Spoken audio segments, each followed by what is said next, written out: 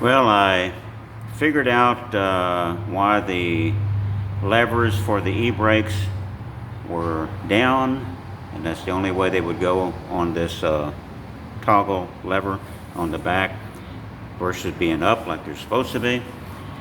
The assembly for the e-brake, backing plate and the whole assembly that you're looking at here, on the left side should be on the right, rod should be on the left, and rotated around 180 degrees. So the one that's on the car is incorrect. You can see the arms going up, the lever is down, and you can see the rod way down low.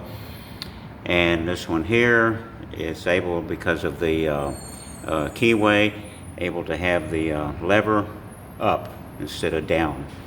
So I'll take the one off the car, that one off, and put this one in its place. Just have it sitting there for now. Needs to be cleaned up, and that should be correct with this lever down, so that the other lever in the back is up.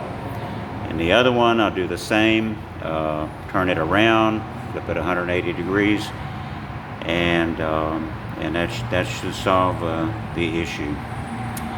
Go figure.